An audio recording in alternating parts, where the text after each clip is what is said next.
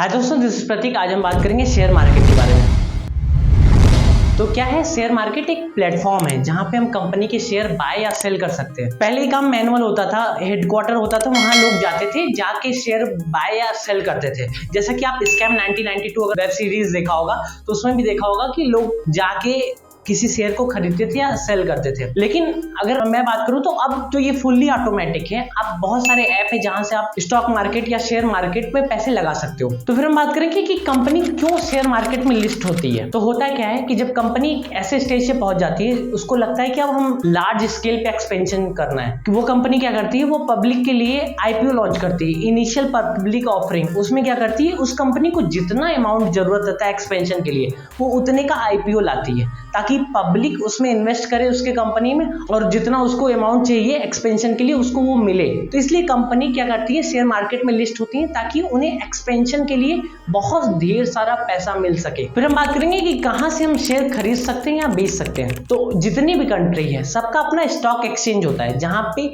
उस कंट्री के जितने भी बड़े कंपनी होती हैं वो लिस्ट होती हैं, जहां से हम शेयर खरीद या सेल कर सकते हैं। तो अगर मैं इंडिया में बात करूं तो दो स्टॉक एक्सचेंज है। एक बॉम्बे स्टॉक एक्सचेंज जिसको BSE कहते हैं, जो कि लोकेटेड है दलाल स्ट्रीट मुंबई में। ये 1875 में एस्टेब्लिश हुआ था और इसमें मोर देन 5493 कंपनी लिस्टेड है। और सेकंड है नेशनल स्टॉक एक्सचेंज, इसको NSE भी कहते हैं। ये 1992 में एस्टेब्लिश हुआ था। इसका भी हेडक्वार्टर जो है वो मुंबई में है और इसमें 2002 कंपनी जो है लिस्टेड है। तो यहीं से हम शेयर बाय या सेल कर सकते हैं, यही दोनों स्टॉक एक्सचेंज से। फिर हम बात करेंगे कि ये जो सेंसेक्स या निफ्टी होता है, हम अगर टीवी देखते हैं, हम न्यूज चैनल लगाते हैं तो उसमें भी दिखाता है कि आज सेंसेक्स इतने पॉइंट से गिरा, इतने पॉइंट से सेंसेक्स बढ़ा।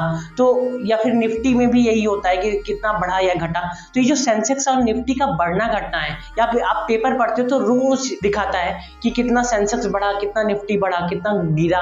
ये सारी चीजों के बारे में क्यों दिखाता है, सेंसेक्स या निफ्टी क्या होता है। अगर इसके बारे में बात करें तो जो सेंसेक्स होता है, ये बॉम्बे स्टॉक एक्सचेंज की जो टॉप 30 कंपनी है उनका फ्री फ्लोटिंग मार्केट कैप के हिसाब से डिसाइड होता है। तो अब फ्री फ्लोटिंग मार्केट कैप क्या होता है? तो फ्री फ्लोटिंग मार्केट कैप मैं एक एग्जांपल से समझाता हूं। जैसे कि एक कंपनी है जिसके टोटल 500 शेयर उसके पास है टोटल, और उसमें से एक शेयर का प्राइस अगर मैं बात करूं तो 200 रुपीज है। तो टोटल अगर उस कंपनी का हम मार्केट कैप बात करें तो वो 1 लाख है। फिर हम बात करें कि उस कंपनी के जो ओनर है उनके पास 300 शेयर है, और जो पब्लिक के लिए कंपनी ने लॉन्च किया है वो टोटल 200 शेयर है, जो कि पब्लिक ने इन्वेस्ट किया है। टोटल नंबर ऑफ शेयर जो पब्लिक ओन कर रही है वो 200 है, और एक शेयर का प्राइस भी 200 है। तो जब इसका मल्टीप्लाई कर रहे हैं तो ये 40,000 आ रहा है। तो जो 40,000 आ रहा है ये फ्री फ्लोटिंग मार्केट कैप है उस कंपनी का। तो इसी कंपनी की जो फ्री फ्लोटिंग मार्केट कैप है, इसी के हिसाब से इंडेक्स डिसाइड होता है। इंडेक्स जैसे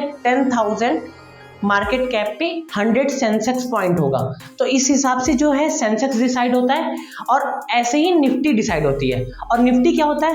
तो निफ्टी होता है जो भी नेशनल स्टॉक एक्सचेंज में जो टॉप 50 कंपनी होती हैं उनका जो total free floating market cap होता है, उसके बेसिस पे जो डिसाइड होता है वो निफ्टी होता है। और ये जो सेंसेक्स या निफ्टी है, ये मार्केट के ट्रेंड्स को बताते हैं कि मार्केट ऊपर गया कि नीचे गया। इसलिए जो होता है पेपर में या न्यूज चैनल में हमेशा ये दिखाता रहता है, लेकिन ये हमेशा एक्यूरेट नहीं होता।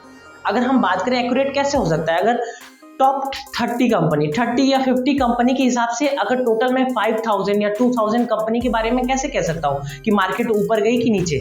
लेकिन हाँ, जब ये बहुत ज्यादा फॉल होता है या बहुत ज्यादा ऊपर जाता है तो इससे हम ये कह सकते हैं कि मार्केट का जो सेंटीमेंट है वो ऊपर जाने का ही नीचे। तो मतलब ये ओवरव्यू देता है कि मार्केट ऊपर गई है कि नीचे। लेकिन ये अगर कंप्लीटली आप इस पे भरोसा नहीं कर सकते कि ये 100% श्योर होता है सेंसेक्स या निफ्टी अगर बढ़े तो मार्केट टोटल बढ़ेगी। तो ये कंप्लीटली नहीं होता, लेकिन हाँ एक ओवरव्यू दे देता है कि मार्केट ऊपर जा रही है कि नीचे जा रही है। तो फिर हम बात करेंगे कि क्या हमें स्टॉक मार्केट या शेयर मार्केट में इन्वेस्ट करना चाहिए कि नहीं।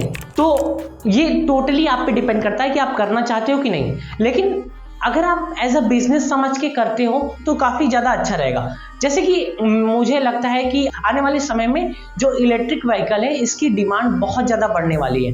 जितनी भी गाड़ियां हैं सब इलेक्ट्रिक होगी। तो मैं क्या करूंगा, एक मेरे पास इतना कैपिटल तो है नहीं कि मैं एक इलेक्ट्रिक व्हीकल मैन्युफैक्चरिंग कंपनी खोल दूं। तो मैं क्या करूंगा, मैं उस कंपनी को टारगेट करूंगा जो कि इंडिया में इलेक्ट्रिक व्हीकल बहुत तेजी से बना रही है। तो मैं उस कंपनी का क्या करूंगा, शेयर खरीद लूंगा। उस कंपनी में कुछ फ्रैक्शन ओनरशिप मिल गया, मतलब जितना मेरे पास पैसे हैं मैं उस हिसाब से उस कंपनी का शेयर खरीद लिया। तो इससे होगा क्या कि मुझे पता है कि आने वाले समय में क्या होगा, जो भी इलेक्ट्रिक व्हीकल कंपनी है ये बहुत तेजी से बूम करेंगी, तो जो मेरा शेयर प्राइस रहेगा वो भी बहुत तेजी से ग्रो करेगा। तो मैं उस कंपनी के साथ मैं भी ग्रो करूंगा। नहीं तो अगर मैं बात करूं एफएमसीजी में, आप आ जाइए। अगर आपको लगता है कि आने वाले वक्त में पॉपुलेशन और तेजी से बढ़ेगी, तो जितने भी एफएमसीजी गुड्स हैं उनकी डिमांड आने वाले वक्त में और ज्यादा बढ़ेगी।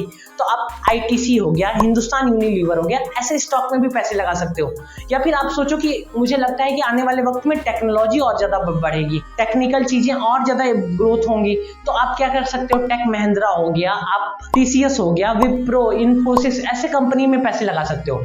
तो आपको लगता है कि आप ऐसा बिजनेस सोचो कि इस बिजनेस में मैं एक तरह से पैसा लगा रहा हूं, तो आप अपने पैसे को लगाओगे तो आपके पैसे ग्रो करेगा। तो मतलब कह सकते हैं कि अगर आप प्रॉपर रिसर्च करते हो, आप एज अ बिजनेस समझ के पैसे लगाते हो, तब आपका पैसा ग्रो बहुत तेजी से करेगा। क्योंकि अगर आप बैंक में भी ऐसे पैसे रखे रहोगे, आप इन्वेस्ट कहीं नहीं कर रहे हो, दिन पे दिन जो आपका पैसा है वो डेप्रिशिएट हो रहा है, क्योंकि हर साल 3 to 6% से आपका इन्फ्लेशन बहुत तेजी से बढ़ रहा है।